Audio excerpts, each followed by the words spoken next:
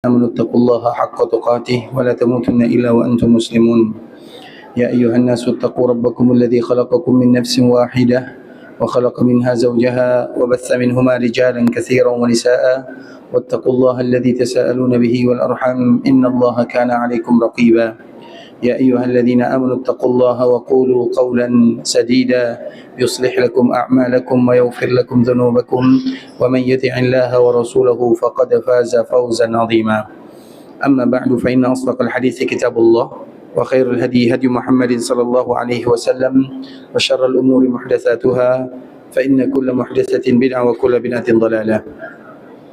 إخوة الإسلام saudaraku muslimin, para tetamu Allah rahimani wa rahimakumullah.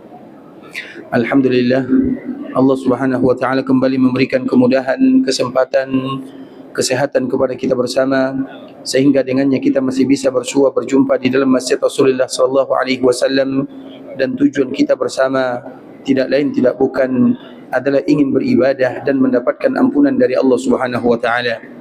Dan di antara ibadah yang terbaik dikala kita berada di kota Madinah adalah memperlama diri di dalam Masjid Rasulullah sallallahu alaihi wasallam dalam keadaan beribadah dan dengan niat yang sangat banyak sekali. Seperti misalnya kita yang sedang berada di Masjid Nabawi sekarang ini. Tentu niat kita yang pertama adalah melaksanakan salat maghrib.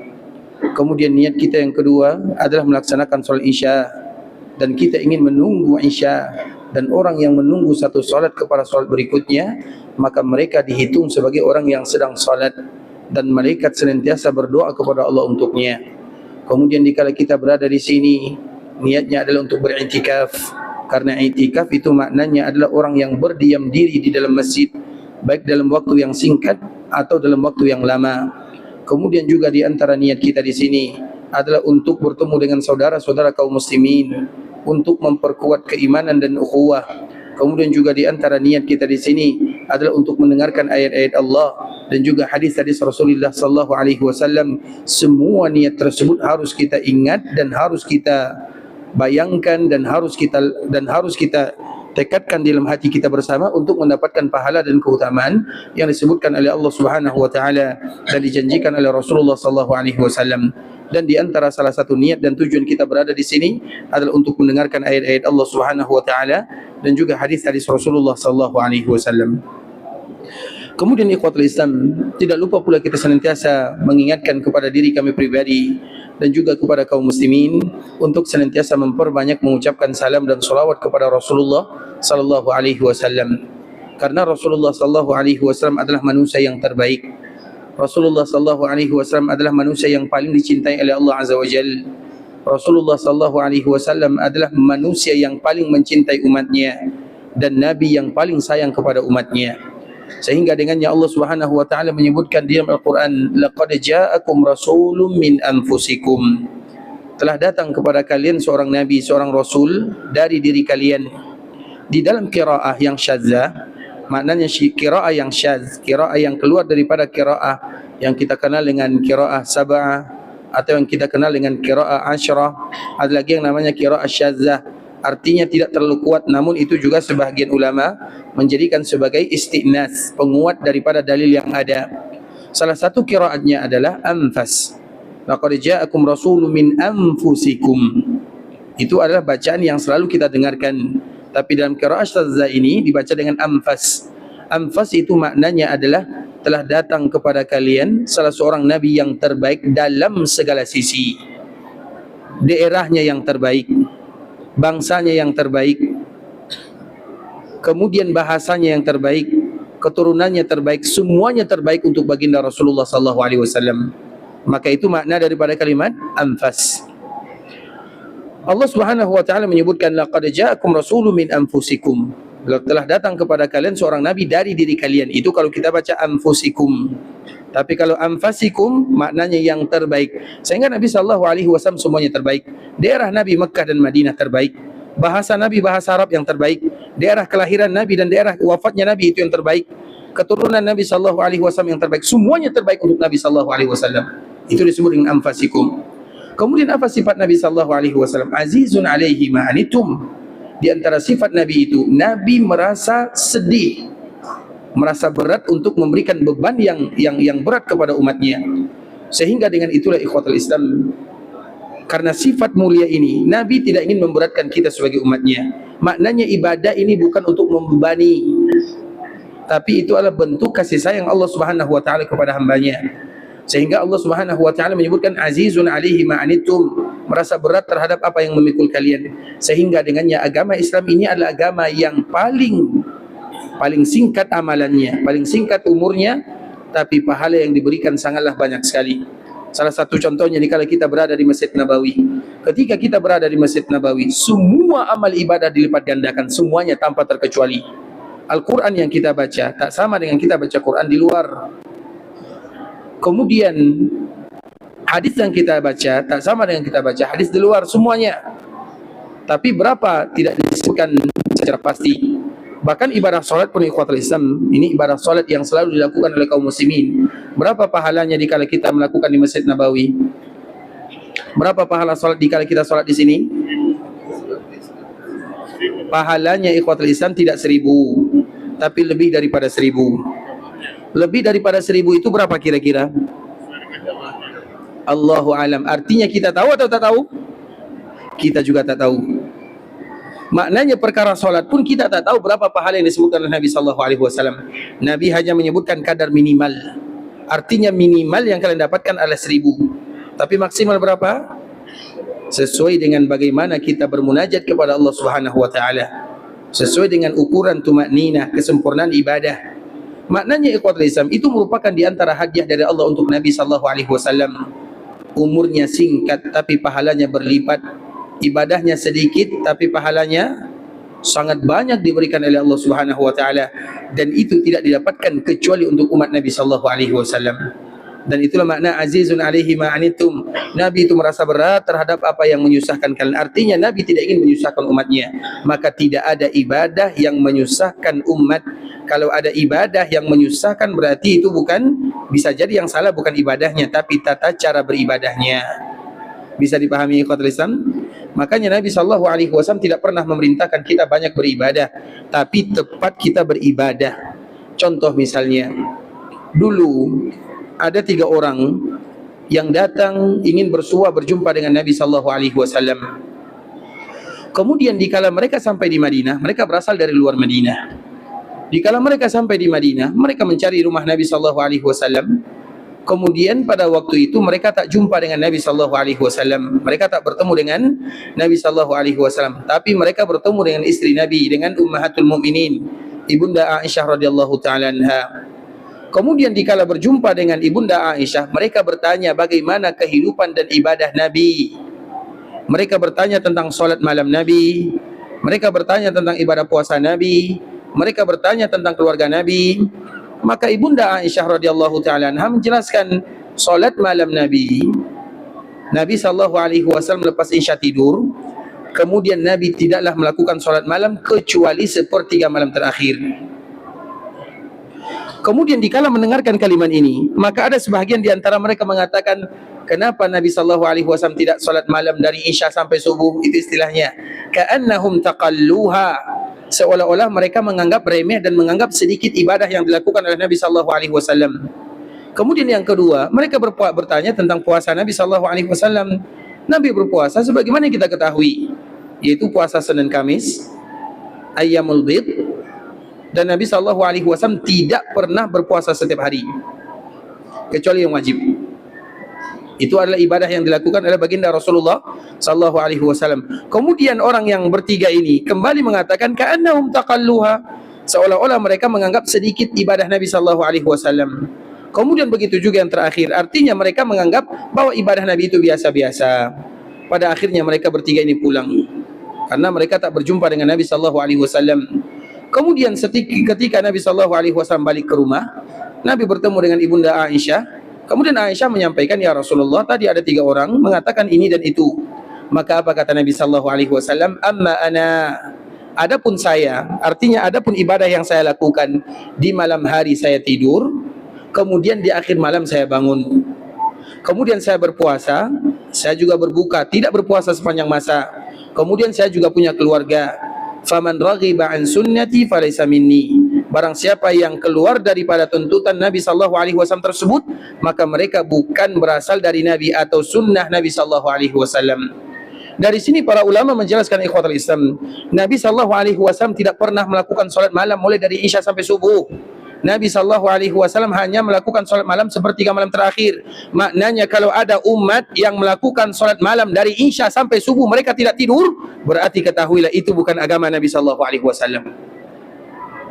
Bisa dipahami? Kita tak akan kuat ikhwatul Islam. Kalaupun kuat, kuatnya hanya 1 minggu. Minggu kedua masuk rumah sakit karena tak tidur malam. Karena memang malam itu adalah waktu di mana Allah memberikan hak jasad. Makanya agama Nabi itu ikhwatul Islam tidak ada yang sulit. Begitu juga Nabi sallallahu alaihi wasallam tidak pernah perintahkan umatnya berpuasa sepanjang masa. Hari ini berpuasa, esok berpuasa, esok lagi berpuasa, tidak. Maksimal yang diizinkan oleh Nabi, maksimal. Ini kadar maksimal adalah mereka yang 1 hari berpuasa, 1 hari berbuka, itu maksimalnya. Apabila ada yang berpuasa setiap hari, berarti boleh atau tak boleh? Boleh atau tidak? Boleh kalau bulan Ramadan. Atau boleh diizinkan di bulan Sya'ban. Tapi selain daripada yang 2 ini, boleh atau tidak? Boleh kalau denda. Tapi hukum asalnya tak boleh. Tidak ada satupun yang boleh berpuasa sepanjang masa. Tidak ada. Itu bukan ajaran Nabi. Kenapa demikian? Kita tidak akan kuat. Begitu juga Nabi SAW melarang umatnya tidak berkeluarga.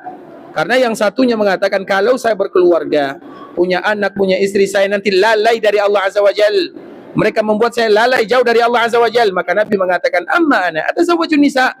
Adapun saya juga menikah, saya juga punya keluarga. Kemudian Nabi SAW mengatakan, siapapun yang melakukan di luar daripada konteks ini, maka bukan ajaranku, kata Nabi SAW. Itu salah satu contoh. Contoh yang berikutnya misalnya, Nabi SAW pernah ditanya oleh sahabatnya tentang baca Quran.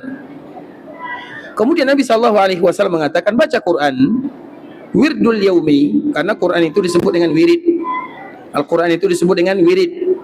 Kemudian ikhwatul Islam, Nabi SAW menyebutkan baca Quran 1 kali dalam 1 bulan. Maknanya khatamkan Al-Quran 1 kali dalam 1 bulan. Berarti 1 hari 1 juzuk kurang lebih. 1 juzuk ini ringan atau berat ikhwatul Islam? Ringan atau berat? Berat bagi yang tak terbiasa dan berat bagi yang tak mau. 1 solat kalau dibagi-bagi cuma 2 halaman. Tak bisa baca Quran 2 halaman 1 solat.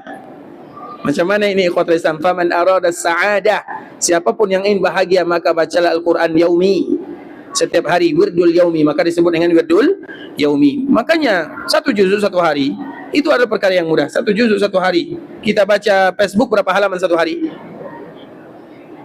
Ada 100 halaman lebih. Al-Quran 2 halaman tak sanggup. 1 kali salat, maknanya ikhwatul Islam sesuatu yang mudah, tapi kita saja yang kadang-kadang lalai darinya. Kemudian sahabat ini, coba lihat bagaimana semangatnya sahabat ikhwatul Islam. Ya Rasulullah, saya masih sanggup, saya masih kuat. Apa kata Nabi SAW? Kalau kamu kuat lagi, maka khatamkan Al-Quran itu 1 kali dalam 7 hari, 1 kali dalam 1 minggu. Kalau kamu kuat. Sahabat ini, coba lihat sahabat ikhwatul Islam. Kemudian sahabat ini mengatakan, ya Rasulullah, saya masih kuat, kami masih kuat.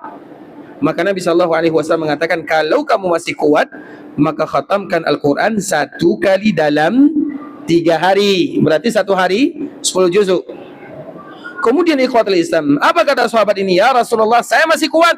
Apa kata Nabi? Tidak ada lagi yang lebih baik daripada ini. Jadi tidak ada ceritanya orang mengkhatamkan Al-Quran 1 hari itu 5.000 kali. Dari mana ceritanya? 1 kali pun dalam 1 hari tak diizinkan dalam agama untuk khatam Al-Quran 1 kali, kecuali Ramadan. Kecuali Ramadan, itu lain cerita. Ramadan 1 kali, 2 kali, 3 kali sehari, tak ada masalah. Seperti para ulama. Imam Syafi'i pun ikhwatul Islam, Imam Syafi'i walinya para wali, ulamanya para ulama, paling kuat mengkhatamkan Al-Quran 1 hari itu 2 kali sahaja. Kemudian tiba-tiba ada orang yang bisa mengkhatamkan Al-Quran 1 hari 6.000 kali. Dari mana ceritanya? Oleh karena itu ikhwatul Islam, itu di dalam Ramadan. Kalau di luar Ramadan tak diizinkan kecuali maksimal 1 kali dalam 3 hari. Kenapa demikian ikhwatul Islam? Karena kita tidak akan sanggup dan kita cepat bosan. Makanya agama ini disebutkan oleh Nabi sallallahu alaihi wasallam, ahabbud dini ila Allah al-hanifiyatus samhah. agama yang paling dicintai oleh Allah yang pertama Hanifiyah, agama yang lurus. Hanif itu apa makna Hanif? Hanif itu artinya bengkok. Hanif itu artinya bengkok, maknanya bengkok dari beribadah kecuali untuk Allah Subhanahu wa taala. Maka disebut dengan Hanif. Hanifiyah asal katanya bukan lurus ya, tapi asal katanya menyimpang dari sesuatu yang bisa melalaikan dari Allah Subhanahu wa taala. Kemudian karena bahasa ini berbelit-belit, pada akhirnya diterjemahkan lurus. Tapi asal maknanya tidak demikian. Kemudian as-samha, as-samha itu agama yang paling banyak toleransinya, dan itulah agama Islam, agama yang dibawa oleh baginda Rasulullah sallallahu alaihi wasallam. Tidak ada satupun agama yang memberatkan, karena memang itu di antara sifat baginda Rasulullah sallallahu alaihi wasallam. Contoh yang lain misalnya, Nabi sallallahu alaihi wasallam pernah mengatakan, ikhwatul Islam, laula an asyqa ala ummati la amartuhum bisiwaki 'inda kulli salah, 'inda kulli wudu. Kalaulah tidak memberatkan umatku, aku akan perintahkan mereka untuk bersiwak setiap kali berwuduk atau bersiwak setiap kali salat. Tapi itu berat pada siwak, karena siwak itu tidak semua tempat ada. Kalau Nabi mewajibkan ini, maka akan menjadi berat. Pada akhirnya Nabi mengatakan laula an asyqa, kalaulah tidak memberatkan, tapi itu memberatkan, maka tidak jadi wajib hukumnya. Begitu juga misalnya solat isya yang paling bagus itu, solat isya dinamakan dengan solat atama. Solat atama itu maknanya adalah solat malam. Maknanya solat semakin malam, isya semakin malam, itu semakin bagus. Tapi Nabi SAW mengatakan itu memberatkan bagi umatku. Pada akhirnya tetap diwajibkan setelah kurang lebih 1 jam atau 1 jam setengah setelah maghrib. Karena itu semuanya memberatkan umat Nabi SAW. Artinya ikhwatul Islam, agama Nabi SAW adalah agama yang tidak memberatkan umatnya. Tidak ada satupun ibadah atau agama atau ibadah yang memberatkan umatnya, karena memang itu bukan tujuan baginda Nabi sallallahu alaihi wasallam, dan itu adalah di antara salah satu bentuk sifat sayang Nabi sallallahu alaihi wasallam kepada umatnya, sehingga Allah Subhanahu wa taala menutup ayat ini bil mu'minina raufur rahim. Nabi itu paling sayang dan cinta kepada umatnya dan kepada orang-orang yang beriman. Itulah di antara bentuk kecintaan Nabi sallallahu alaihi wasallam kepada kita bersama. Nabi sallallahu alaihi wasallam mencintai kita, dan banyak bukti bahwa Nabi sallallahu alaihi wasallam mencintainya. Dan salah satu bentuk Nabi mencintai kita adalah Nabi selalu berdoa kepada Allah agar Allah Subhanahu wa taala ampunkan dosa kita sebagai umatnya. Sebagaimana hadis yang dibawakan oleh Ibunda Aisyah radhiyallahu taala anha yang dikeluarkan oleh Imam Ibnu Hibban, Nabi sallallahu alaihi wasallam pernah menyatakan kepada Ibunda Aisyah, innaha la du'ai li ummati fi kulli salah. Wahai Aisyah, itulah doaku yang selalu aku minta kepada Allah setiap kali aku melakukan salat kepada Allah untuk umatku. Apa doanya? Ya Allah, ampunkan dosa umatku, ampunkan dosa yang mereka lakukan, ampunkan dosa yang telah mereka lakukan, ampunkan dosa yang mereka tampakkan, ampunkan dosa yang mereka sembunyikan. Itulah doa Nabi sallallahu alaihi wasallam setiap kali salat untuk kita sebagai umatnya. Makanya ikhwatul Islam, kita kalau masuk surga dengan amalan tidak akan pernah masuk surga. Kita kalau seandainya masuk surga dengan amalan tidak akan masuk surga. Tapi kita masuk surga karena yang pertama taufik dari Allah, karunia dari Allah, kasih sayang dari Allah, hadiah dari Allah. Kemudian karena syafaat baginda Rasulullah sallallahu alaihi wasallam, kasih sayang Nabi tidak hanya di dunia tapi di akhirat juga berlaku. Dan bahkan itu di antara salah satu yang senantiasa diinginkan oleh baginda Nabi sallallahu alaihi wasallam, karena Nabi ingin semua umatnya masuk ke dalam surga, sehingga Allah Subhanahu wa taala memberikan hadiah kepada Nabi. Dan Allah Subhanahu wa taala menyebutkan kepada Nabi, wahai Muhammad, bahwa di dalam surga itu ada 120 saf dan barisan, 80 saf dan barisan terdiri dari umat Nabi sallallahu alaihi wasallam, dan semoga kita termasuk di antara salah satunya. Amin amin ya rabbal alamin. Artinya ikhwatul Islam, demikianlah baginda Nabi sallallahu alaihi wasallam betul-betul mencintai kita sebagai umatnya, maka wajib bagi kita untuk mencintai Nabi sallallahu alaihi wasallam.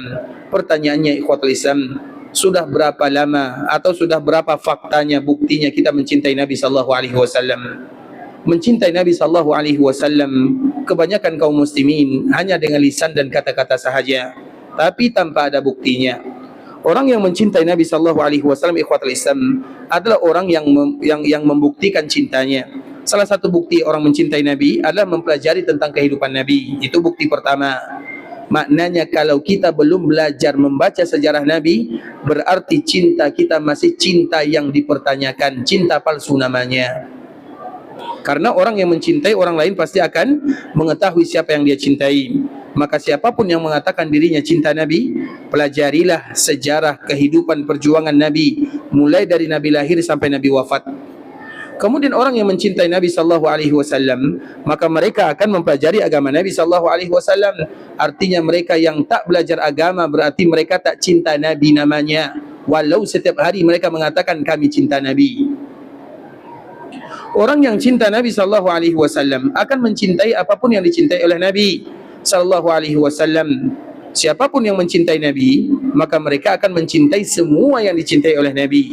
Dan salah satu yang dicintai oleh Nabi adalah Madinah.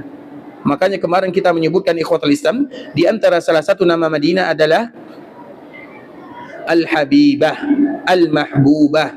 Karena Madinah ini memiliki keutamaan, dan salah satu keutamaannya, dia memiliki nama yang sangat amat banyak sekali.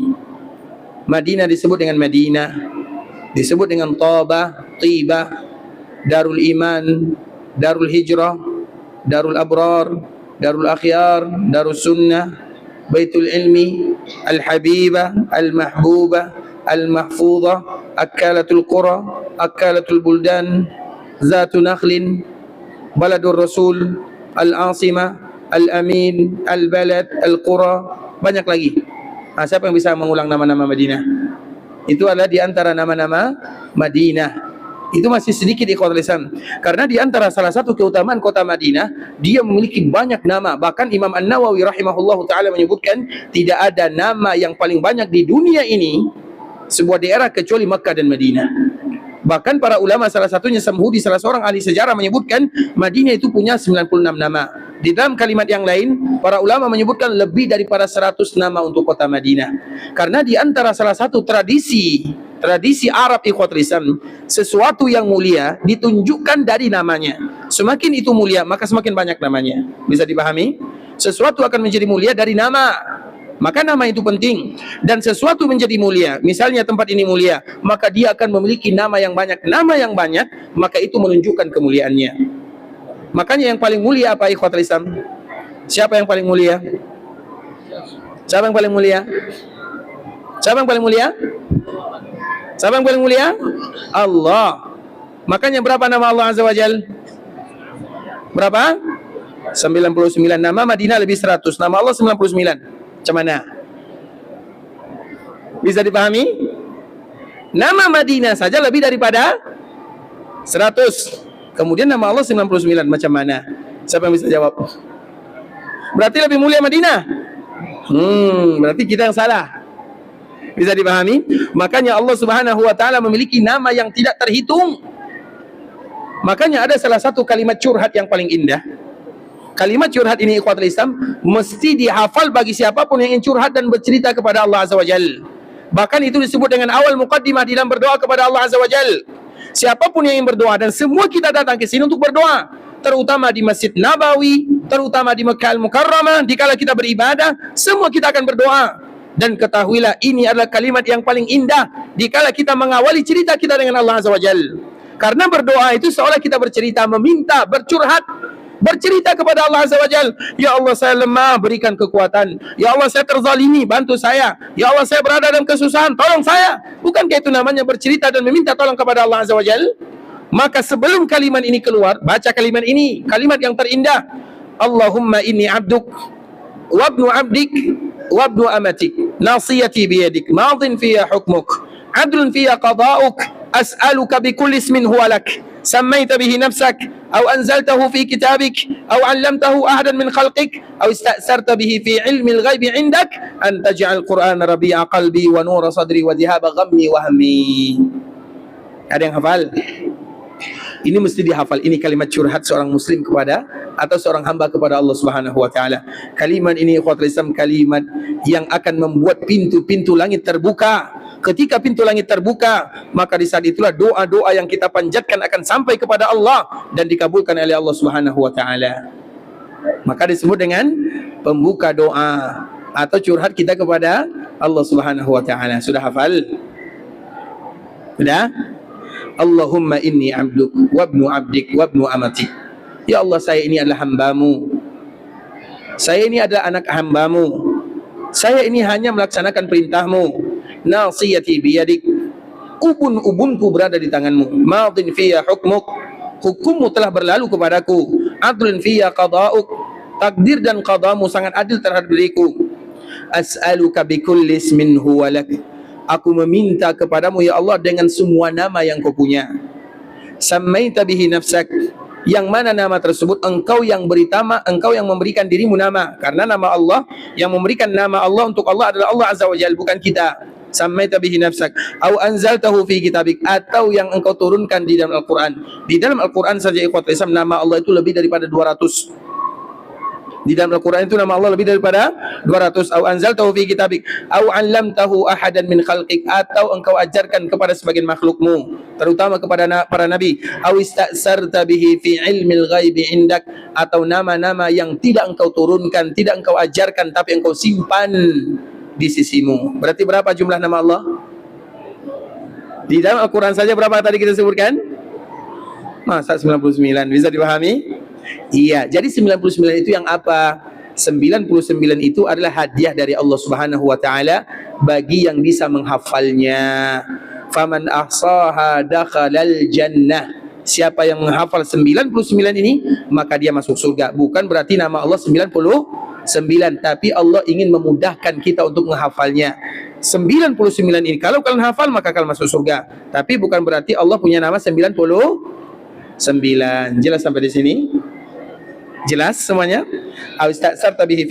Makanya kalimat yang ada kalimat nama Allah di dalamnya ikhwatul Islam itu adalah doa yang terbaik. Maka kita selalu mengatakan kepada kaum muslimin, karena di antara salah satu kesepakatan kita bersama dikala kita datang ke tanah haram Makkah Madinah adalah untuk apa? Untuk berdoa. Dan doa itu ada dua. Yang pertama disebut dengan doaul ibadah. Yang kedua disebut dengan doaul masalah. Doa ibadah itu apa maknanya? Siapapun yang beribadah kepada Allah, kita sekarang ini duduk di sini tanpa mengucapkan satu kata pun, tapi kita sedang berdoa namanya. Kita duduk di sini, kita sedang berdoa. Apa yang berdoa? Jasad fisik kita ini sedang berdoa kepada Allah Azza wa Jalla. Maka disebut dengan doaul ibadah. Siapapun yang beribadah kepada Allah, orang yang sholat sedang berdoa, orang yang bersedekah dia sedang berdoa. Makanya siapapun yang bersedekah jangan pernah katakan doakan saya. Bisa dipahami ikhwatul Islam? Kalau mau bersedekah, bersedekah saja. Jangan katakan doakan saya, karena memang sejatinya dia sedang berdoa kepada Allah Azza wa Jalla. Apa yang berdoa? Tangannya bersedekah, memberikan pertolongan kepada orang lain, dan tangannya akan menjadi saksi di hadapan Allah. Ya Allah, dia dulu mempergunakan diriku untuk melakukan kebaikan. Makanya kalau kita mengatakan bersedekah, misalnya doakan saya, berarti pahalanya sudah kita ambil di dunia. Pahalanya kita sudah ambil di dunia. Kita ingin pahala dunia akhirat. Makanya siapapun yang bersedekah ikhwatul Islam, bersedekah selesai. Karena kalau kita minta, pasti dia akan mengatakan doakan saya. Tapi yang kita inginkan, dia mendoakan kita tanpa kita minta. Dan pasti itu yang terjadi. Makanya nanti siapapun yang bersedekah, jangan ada timbal baliknya. Jangan doakan saya. Mau tidak mau dia pasti akan berdoa. Makanya jangan katakan doakan saya, karena keadaan kita itu sedang berdoa namanya. Maka itu disebut dengan doaul ibadah. Setiap amal ibadah yang kita lakukan dinamakan dengan doa. Kemudian yang kedua disebut dengan doaul masalah. Doaul masalah itu ada dikala kita berdoa kepada Allah dengan lisan. Nah, sebelum kita berdoa ikhwatul Islam, di antara kalimat yang terindah adalah kalimat yang tadi kita sebutkan. Makanya siapapun di antara kaum muslimin yang doanya ingin dikabulkan oleh Allah, dan semua kita ingin dikabulkan doanya oleh Allah, dan semoga Allah kabulkan doa kita bersama. Dan di antara salah satu bentuk kita membuka pintu langit, yaitu kita ketuk zat yang ada di langit, yaitu Rabbul Izzati wal Jalalah. Maka di antara mukaddimah doa yang terbaik adalah kalimat yang ada nama dan sifat Allah di dalamnya. Salah satunya kalimat yang tadi telah kita sebutkan. Allahumma inni abduk wa ibnu abdik wa ibnu amatik, nasiyati biyadik, madin fiyya hukmuk, adlun fiyya qada'uk, as'aluka bikulli ismin huwa lak, sammaita bihi nafsak, au anzaltahu fi kitabik, au 'allamtahu ahadan min khalqik, au ista'sarta bihi fi ilmil ghaibi indak, an taj'al Qur'ana rabi'a qalbi wa nura sadri wa dhahaba ghammi wa hammi. Kemudian minta sebanyak-banyaknya kepada Allah. Ya Allah, berikan ini, mudahkan ini, lancarkan ini, berikan ini. Minta semuanya. Tapi ingat, muqaddimah yang terpenting. Bisa dipahami ikhwatul Islam, dan usahakan bisa menghafalnya. Bukan hanya dipahami, tapi untuk dihafal, terutama momen kita dikala berada di tanah haram Makkah dan Madinah. Karena kita selalu mengatakan ikhwatul Islam, yang terpenting dari doa itu apa kira-kira? Ada yang tahu? Yang terpenting dari doa itu apa? Apa yang terpenting dari doa?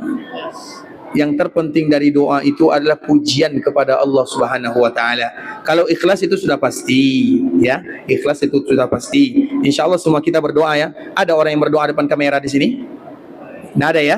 Makanya nanti siapapun yang ada di Ka'bah, jangan letakkan kamera di depan mukanya, atau jangan suruh orang di samping untuk merekam dirinya. Berarti dia berdoa di depan kamera, bukan untuk Allah Subhanahu wa taala. Itu sudah pasti ya. Makanya tidak ada live sambil tawaf. Ada orang yang live sambil tawaf? Di sini insyaallah tidak ada ya. Tidak ada yang mengaku. Tapi kalau kita lanjutkan. Ingat itu baik-baik. Jangan berdoa di depan kamera. Masa berdoa di depan kamera? Macam mana ini ikhwatul Islam? Kita berdoa untuk Allah Subhanahu wa taala, bukan untuk kamera. Jangan jadikan ibadah sebagai promosi. Ingat baik-baik. Jangan jadikan ibadah sebagai promosi. Karena banyak di antara kita, terutama fitnah di zaman sekarang ini, kita kan suka promosi. Tak ada masalah, tapi jangan jadikan ibadah sebagai promosi. Sebutkan ayat-ayat Allah, hadis-hadis Nabi, selesai. Makanya ikhwatul Islam, kita harus tahu inti daripada doa itu apa kira-kira? Memuji Allah Subhanahu wa taala. Itu yang harus kita ingat baik-baik. Kita selalu menyatakan, menceritakan tentang Nabi sallallahu alaihi wasallam. Jadi Nabi ikhwatul Islam, dikala di akhirat, ini cerita tentang Nabi ya. Apa kesibukan Nabi? Nabi di akhirat itu berada di 3 tempat. Siapapun yang nanti mencari Nabi, dan mencari Nabi paling mudah. Dan itu khusus untuk Nabi. Tidak ada satupun para Nabi yang menyebutkan di mana keberadaan dirinya. Makanya nanti semua kita akan mencari Nabi Adam. Siapa di antara kita yang tahu di mana lokasi Nabi Adam? Ada yang tahu? Jangankan di akhirat, di dunia pun kita tak tahu. Kemudian setelahnya kita akan mencari Nabi Nuh. Siapa di antara kita yang tahu di mana lokasi Nabi Nuh? Jangankan di akhirat, di dunia pun kita tak tahu. Kemudian Nabi Nuh mengatakan cari Nabi Ibrahim. Di mana Nabi Ibrahim berada? Tak ada yang tahu. Di dunia pun ada di antara kita yang tahu di mana Nabi Ibrahim dikuburkan? Nabi Musa, Nabi Isa, tidak ada satupun yang tahu. Di dunia kita tidak tahu keberadaan mereka di mana. Di akhirat begitu juga. Sehingga dikala kita nanti mencari Nabi Adam, mencari Nabi Nuh, mencari Nabi Ibrahim, mencari Nabi Musa, mencari Nabi Isa, itu memerlukan waktu berpuluh-puluh ribu tahun lamanya. Karena kita tak tahu mau cari kemana. Bisa dipahami ikhwatul Islam?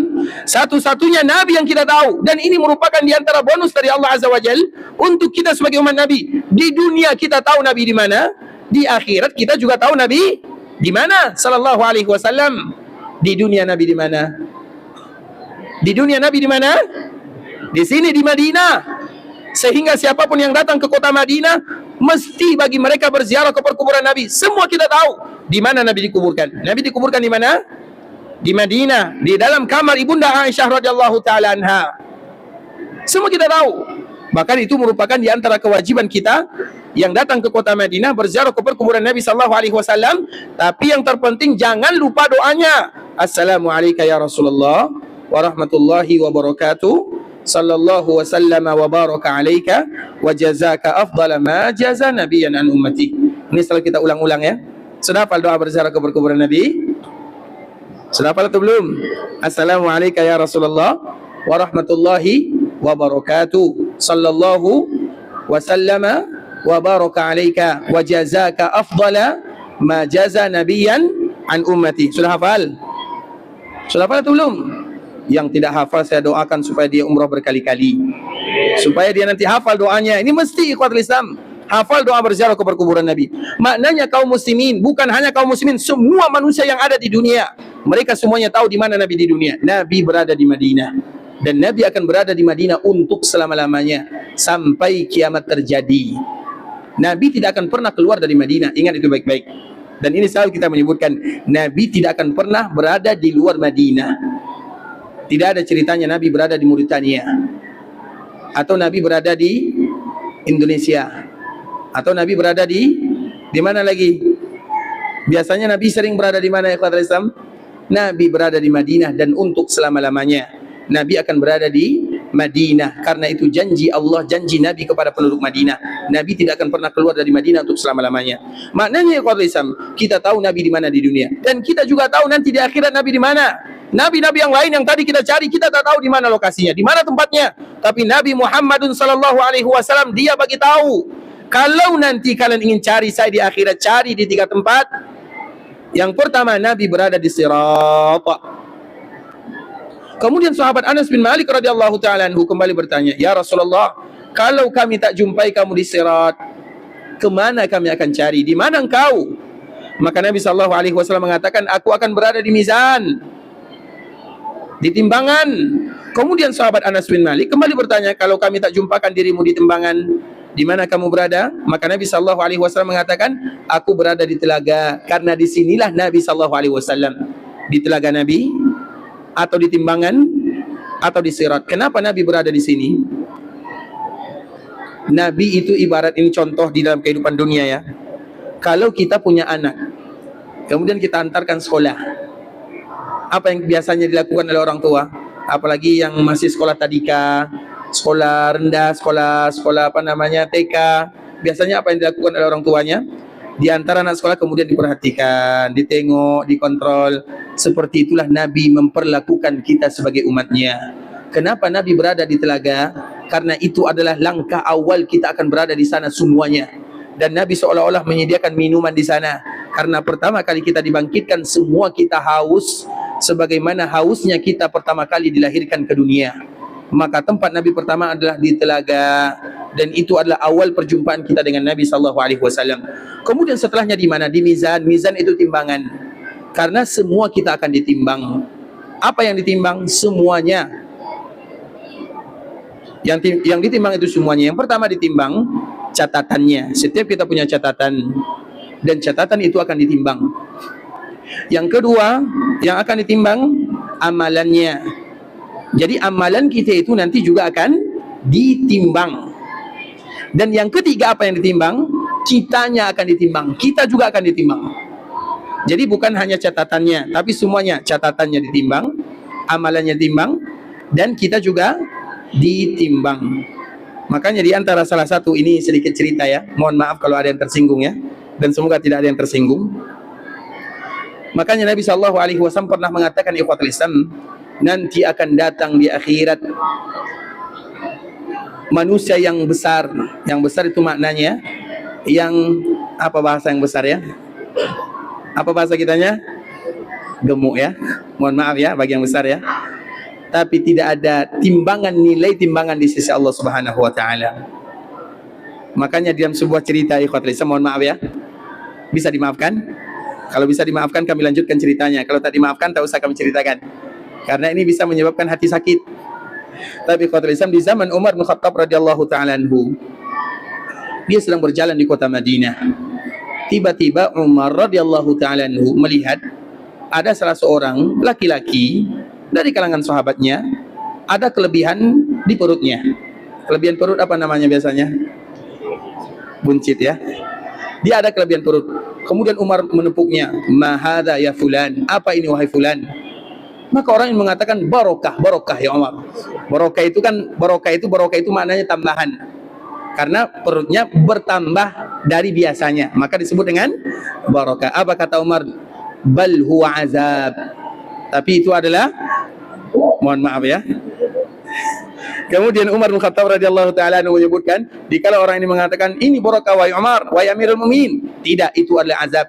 Karena apabila berlebih, kita akan malas, kemudian sulit bangun, kemudian fisik lemah. Jadi kekurangannya banyak sekali. Makanya kaum muslimin tidak boleh pokoknya perutnya dikebelakangkan sedikit, itu saja.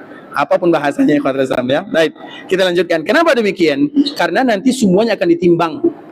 Yang ditimbang amalan, catatannya, dan orangnya. Makanya Abdullah bin Mas'ud radhiyallahu taala anhu, dia pernah naik memanjat kurma. Kemudian dikala dia sampai ke atas pohon kurma, tiba-tiba tersingkap betisnya tersingkap.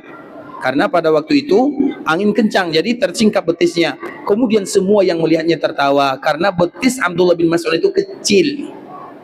Betisnya kecil.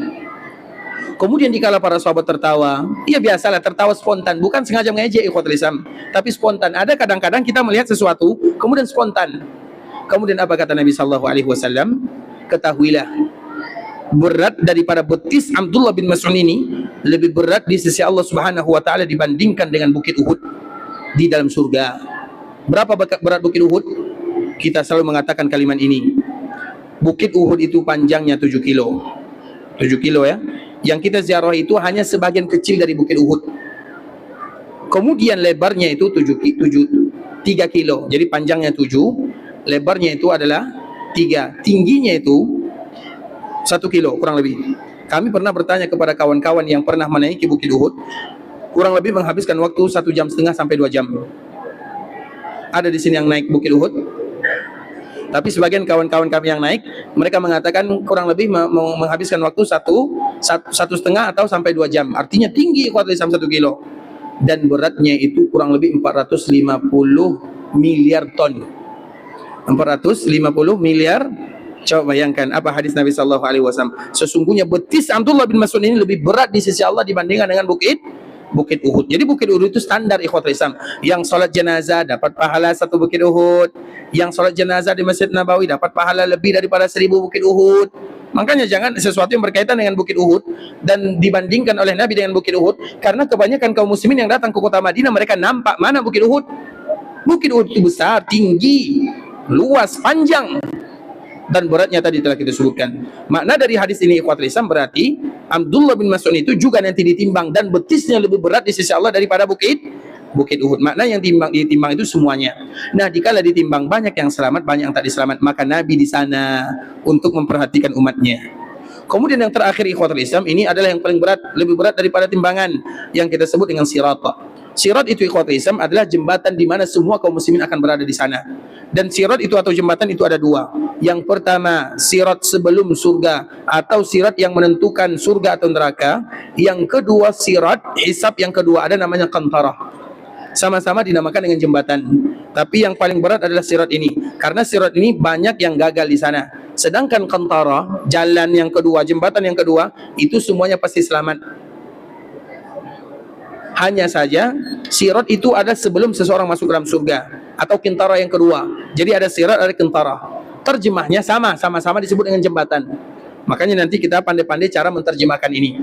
Nah, Nabi berada di sirat, karena di sirat itu kalau gagal, di bawahnya adalah Jahannam, dan tidak satu pun yang berbicara kecuali para nabi, atau tidak ada satu pun yang bisa berbicara kecuali Allah Azza wa Jal. Semua tak ada boleh berbicara kecuali Nabi sallallahu alaihi wasallam. Maka apa kata Nabi? Allahumma sallim sallim, Allahumma sallim sallim. Ya Allah, selamatkan umatku, selamatkan umatku. Jadi Nabi sallallahu alaihi wasallam berada di 3 tempat ini. Kemudian ikhwatul Islam, apa yang dilakukan oleh Nabi sallallahu alaihi wasallam? Nabi sallallahu alaihi wasallam setelahnya banyak umat yang selamat, maka tidak ada satupun yang umat Nabi yang masuk surga kecuali atas syafaat. Jadi tidak ada satupun umat Nabi masuk surga kecuali syafaat Nabi sallallahu alaihi wasallam. Nabi buka pintu surga, dibukakan oleh Allah Azza wa Jalla. Kemudian umatnya diantarkan oleh Nabi masuk dalam surga. Semuanya sesuai dengan tingkatannya. Kemudian setelah umat Nabi masuk surga, apa kerja Nabi? Apa yang dilakukan oleh Nabi? Nabi tidak hanya meninggalkan umatnya di dalam surga, tidak, tapi Nabi berdoa lagi kepada Allah. Ini syafaat yang lain. Ya Allah, angkat derajat umatku yang ada di dalam surga. Jadi Nabi itu kerjanya berat sekali ikhwatul Islam di akhirat. Bukan hanya sekedar masuk surga, mengantarkan ke posisinya, kemudian meminta lagi kepada Allah, ya Allah angkat derajat mereka. Kemudian setelah selesai semua mereka yang ada di surga, Nabi melihat masih ada umatnya yang ada di dalam api neraka. Disinilah Nabi berdoa. Nah, bagaimana tata cara Nabi berdoa ikhwatul Islam? Ini harus kita contoh. Dan doa Nabi langsung dikabulkan oleh Allah Subhanahu wa taala. Apa yang dilakukan oleh Nabi? Nabi sallallahu alaihi wasallam dikala meminta kepada Allah Azza wa Jalla, Nabi datang kepada Allah untuk meminta mereka-mereka yang masih berada di dalam api neraka. Kemudian apa yang dilakukan oleh Nabi? Nabi sujud dulu dalam waktu yang lama. Makanya di antara doa yang paling dikabulkan oleh Allah adalah dikala kita sujud. Berlatihlah untuk bersujud dalam waktu yang lama, terutama dikala kita sholat sunnah. Jadi sujud itu ikhwatul Islam, di sujud yang mana saja, yang pertama, yang kedua, yang ketiga, bebas. Tidak mesti kita sujud di akhir rakaat, tak mesti. Hanya saja biasanya kaum muslimin mereka sujud di akhir rakaat karena biasanya ikhwatul Islam setelah sujud apa yang terjadi biasanya setelah sujud, apalagi sujud yang lama, apa biasanya? Kalau kita sujud lama itu ikhwatul Islam, kemudian kita bangkit, yang pertama kali kita lihat itu adalah bintang-bintang yang banyak sekali. Kalau kita tidak terbiasa, sehingga menyebabkan kita lupa. Makanya sebahagian kaum muslimin mereka mengkhususkan sujud di akhir, karena biasanya kalau sudah di akhir pasti tasyahud, supaya nanti mereka tidak lupa. Sebenarnya ikhwatul Islam sujud yang mana saja bisa dipahami ya, sujud yang di mana saja. Yang misalnya rakaat pertama sujud pertama, atau rakaat pertama sujud yang kedua, bebas, tak ada masalah. Dan itu adalah momen, dan berlatihlah untuk sujud dalam waktu yang lama. Dan orang yang paling lama sujudnya adalah baginda Rasulullah sallallahu alaihi wasallam. Pernah suatu ketika ada salah seorang sahabat yang mencari Nabi. Dicari Nabi ke rumah tak ada. Ditanya Nabi kepada istrinya tak ada satupun yang mengetahui di mana Nabi. Dicari Nabi di Masjid Nabawi juga tak jumpa. Kemudian dia berkeliling di Madinah juga Nabi tak ada. Dan Madinah itu seperti yang kemarin kita sebutkan seluas Masjid Nabawi ini. Kemudian tiba-tiba ada yang mengatakan Nabi itu pergi ke bagian kanan Masjid Nabawi, yaitu pergi ke kanan sini. Maka sahabat ini dia pergi ke kanan menelusuri kira-kira di mana keberadaan Nabi. Maka dia jumpai Nabi sallallahu alaihi wasallam di sebuah bukit. Jadi di kanan Masjid Nabawi ini, bagi kita yang tinggal di kanan, selepas daripada lebuh raya atau jalan raya, itu ada bukit Kabilah Haram namanya, Bukit Haram. Bukan haram ya, tapi Bukit Haram namanya. Kemudian ikhwatul Islam sampai sekarang namanya disebut dengan Bukit Sajadah. Kemudian sahabat ini cari Nabi SAW bagian kanan, kemudian dijumpai Nabi di sana sedang sujud. Apa kata sahabat ini? Saya sudah mulai berburuk sangka. Saking lamanya Nabi sujud, saya mengira kalau Nabi wafat dalam keadaan sujud. Artinya kira-kira berapa lama Nabi sujud? Bisa jadi 1,5 jam, 2 jam. Itu adalah di antara kebiasaan Nabi SAW. Dan inilah yang mesti kita biasakan. Hari ini 5 menit, esok 10 menit, esok 15 menit, esoknya 20 menit. Iya, susah sujud, tapi ingat itu adalah momen doa dikabulkan. Siapapun yang punya hajat yang betul-betul dia terdesak ikhwatul Islam, tidak ada jalan keluar, seolah dunia sudah sempit baginya, minta tolong sini tak bisa, minta ke sana tak bisa, maka ingat pintu langit sangat terbuka, terutama dikala kita sedang sujud kepada Allah Azza wa Jalla. Makanya biasakan berlama-lama sujud. Kemudian ikhwatul Islam, dikala Nabi ingin meminta kepada Allah, Nabi langsung sujud dalam waktu yang lama sangat. Nabi SAW sujud. Kemudian setelah Nabi sujud, dan ketika Nabi sujud, apa yang dibaca oleh Nabi dikala sujud?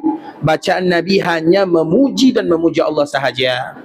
Makanya kita ingat ikhwatul Islam, tadi kita sebutkan doa itu yang terpenting adalah pujian kepada Allah Subhanahu wa taala. Doa itu yang penting adalah pujian kepada Allah Subhanahu wa taala, sebagaimana yang dilakukan oleh Nabi. Doanya itu ikhwatul Islam singkat. Ketika Nabi SAW bersujud dalam waktu yang lama, memuji Allah dengan kalimat-kalimat yang indah, baru setelahnya Allah mengatakan, Ya Muhammad irfa' ra'sak wa qul yusma'lak wa sal tu'ta washfa' tushaffa'.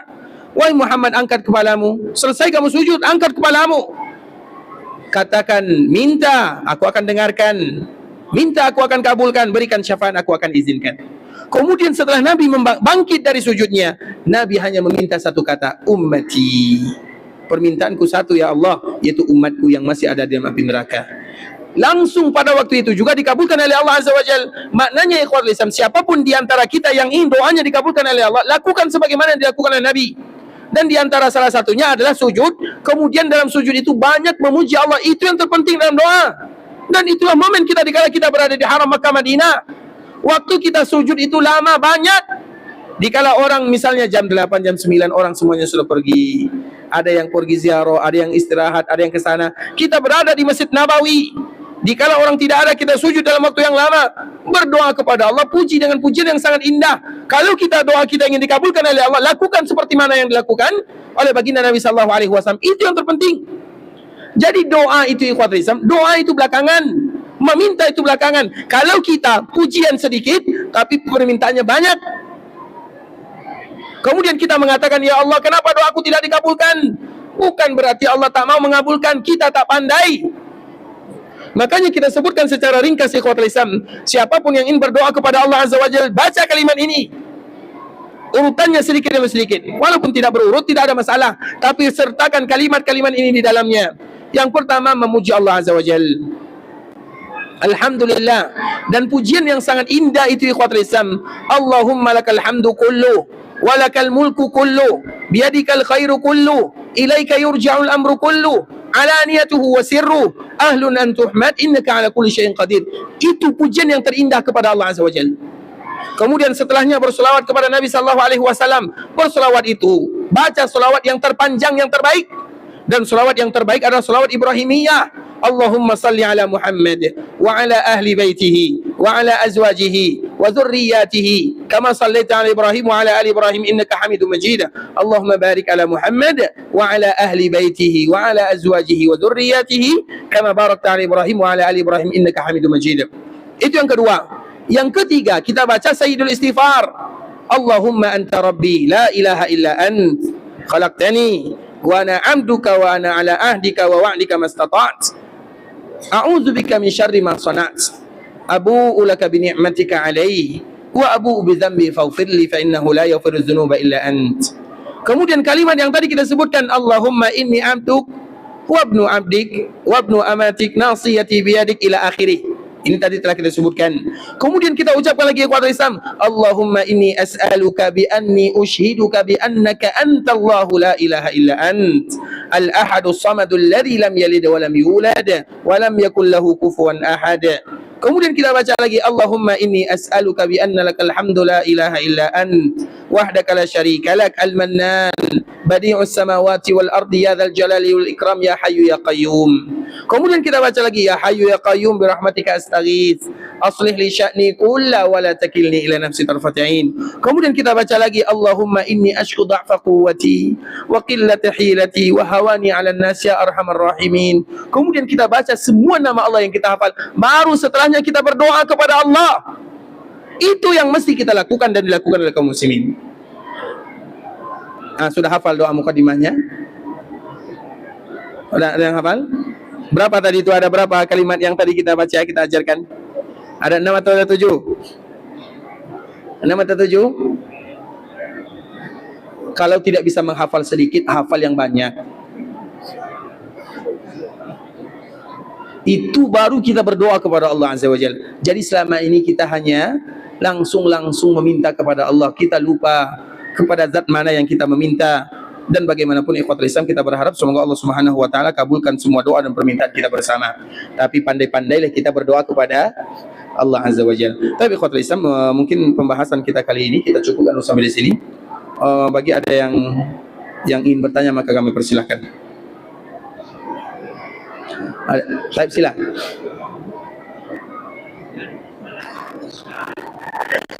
Dari mana bisa didapatkan doa itu ya? Taib ikhwat. Taib. Ada salah satu kitab ikhwatul Islam. Judulnya Agar Doa Diijabah. Semua kita ingin doa diijabah kan? Jadi ada salah satu tulisan doanya agar doa diijabah. Dia mungkin kurang lebih 300 halaman ya. Kurang lebih. Kalau tak salah yang menulisnya namanya, kalau tak salah Ariful Bahri namanya. Nanti bisa kita cari ya. Taib, nanti ada adik kami di sini yang pegang kamera itu, minta nomor handphone, minta doa itu sama dia ya. Bisa dipahami Pak ya? Semoga Allah mudahkan kita. Ingat ikhwatul Islam, doa itu yang terpenting bukan doanya. Ingat itu baik-baik. Sehingga Umar bin Khattab radhiyallahu taala anhu menyebutkan, inni la ahmilu hammal ijabah. Di ijabah itu tak penting bagi diriku, tapi bagaimana Allah mudahkan aku berdoa dan bagaimana Allah mudahkan aku meminta dan memujinya. Kalau kita sudah pandai meminta dan memuji Allah, ijabah pasti datang secara otomatis. Bisa dipahami ya? Taib, boleh nanti diminta bagi yang ingin baca. Yang tak ingin baca dibuang saja. Taib, kami persilakan yang lain kalau ada. Taib, sila. Sila.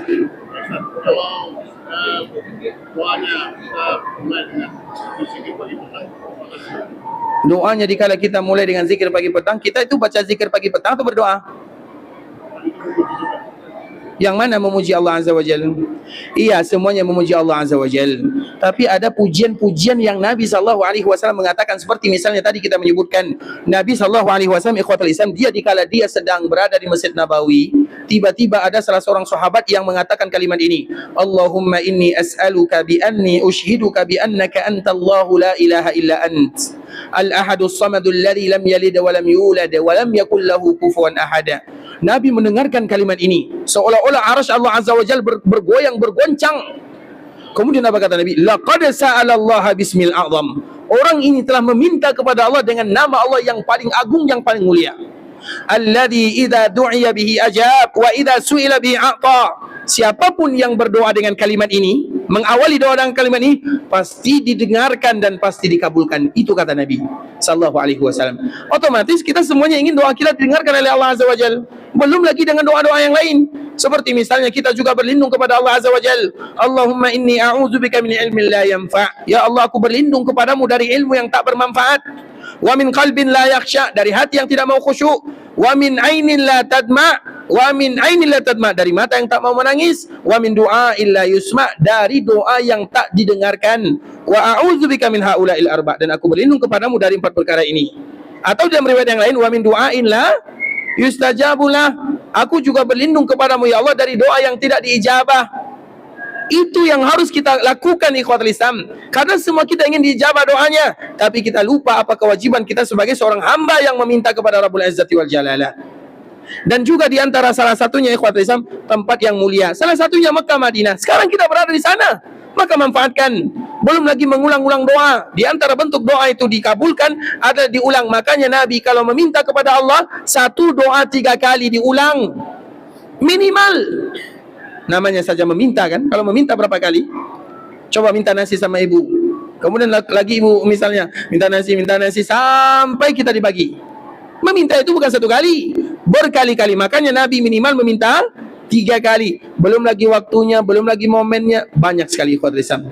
Makanya bagi yang cari yang tadi ya, agar doa dijawab. Tapi yang lain kami silakan. Tapi sila. Ini pertanyaan. Ulang lagi pertanyaannya, barakallahu fik.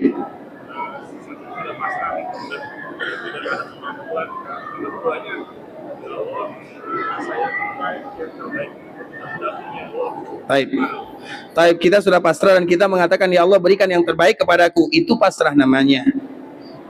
Ya Allah berikan yang terbaik kepadaku. Yang terbaik itu yang mana? Sudah pasti yang terbaik itu menurut Allah Azza wa Jalla. Tapi Allah tak pernah menyuruh kita kecuali untuk berusaha. Kita tidak tahu yang terbaik kecuali setelah kita bisa dipahami ikhwatul Islam? Kita tak tahu mana yang baik, mana yang buruk kecuali kita sudah berusaha. Makanya orang istikharah, salah satunya istikharah. Orang yang beristikharah itu ikhwatul Islam, istikharah itu macam mana kita nak tahu. Allah berikan kemudahan, Allah pilih yang baik, Allah pilih yang buruk. Macam mana kita nak tahu? Macam mana ada yang tahu? Tak mesti tunggu 3 hari, 4 hari, 5 hari, tidak ada ceritanya. Itu semua hanya ilustrasi kita saja. Orang yang istikharah, ikhwatul Islam, macam mana dia nak tahu kalau ini dimudahkan, kalau ini yang terbaik, kalau ini yang terburuk bagi dirinya. Makanya para ulama menyebutkan bagi siapa yang memiliki 2 urusan, kemudian dia beristikharah kepada Allah Azza wa Jalla, maka lakukan kedua-duanya. Jangan tunggu 2 hari, 3 hari. Kemudian nanti datang ilham. Bukan ilham yang datang, iblis yang ganggu. Makin tadi masih ada 2 masalah, sekarang jadi 5 masalah. Makanya bukan seperti itu caranya ikhwatul Islam. Caranya bagaimana? Caranya dikala kita istikharah, kemudian kita melakukan, misalnya ada 2 pilihan, kita lakukan kedua-duanya. Mana yang dimudahkan oleh Allah, berarti itulah jawabannya. Berarti kalau kita tunggu, ada jawaban atau tidak? Tidak ada. Yang ada adalah was-was. Paham atau tak paham? Misalnya ada orang yang istikharah, ya Allah, misalnya orang yang nak kawin, ada 2 misalnya. Tapi kalau boleh kedua-duanya oke juga ya. Tapi anggaplah kalau boleh milih satu-satu misalnya. Dia istikharah ikhwatul Islam, kemudian ada 2, yang ini, yang ini. Kemudian dia istikharah meminta kepada Allah, ya Allah berikan yang terbaik. Iya, itu doanya. Kemudian setelah dia beristikharah, jangan tunggu. Lakukan. Datang ke sini, datang kepada kedua-duanya. Yang mana Allah mudahkan berarti itulah jawabannya. Berarti tidak ada kata terserah kepada engkau ya Allah. Harus kita usaha dulu, baru nanti kita tahu jawabannya di mana. Paham semua ya? dan semoga Allah Subhanahu wa taala berikan yang terbaik kepada kita bersama. Ikhwatul Islam, saudara kaum muslimin, para tetamu Allah rahimani wa rahimakumullah. Sampai di sini pembahasan yang bisa kami jelaskan. Yang benar dari Allah Azza wa Jalla, yang salah dari diri kami pribadi karena kurangnya ilmu kami, karena kejahilan, karena kebodohan, karena ketidaktahuan kami. Kami mohon maaf kalau sekiranya ada kata-kata yang tak patut diucapkan, kalimat-kalimat yang kurang tepat, bahasa yang kurang bagus, penyampaian yang kurang berkenan, kami mohon dimaafkan. Dan kita bersyukur kepada Allah Subhanahu wa taala ketika Allah berikan kemudahan kita berkumpul bersua di dalam Masjid Nabawi, mendengarkan ayat-ayat Allah dan hadis-hadis Nabi dengan bahasa yang kita pahami. Itu merupakan nikmat bagi kami pribadi dan juga nikmat bagi kita bersama. Maka di antara salah satu ibadah yang terindah dikala kita berada di Masjid Nabawi adalah belajar agama.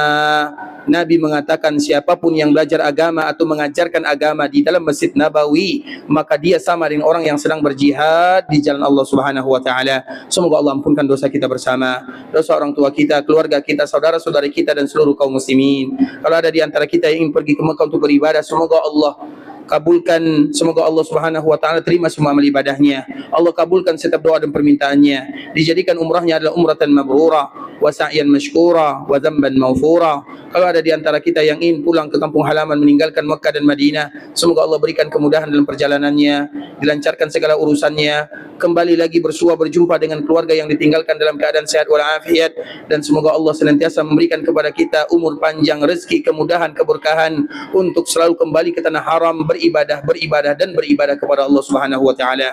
Semoga Allah berikan keberkahan dalam kehidupan kita, keberkahan dalam setiap usaha, keberkahan dalam keluarga, keberkahan dalam harta, keberkahan dalam anak dan keturunan. Semoga Allah berikan kepada kita keikhlasan dalam setiap amal ibadah. Allah berikan kepada kita istiqamah dalam agama, dan semoga kita semua ditutup usianya dalam keadaan husnul khatimah.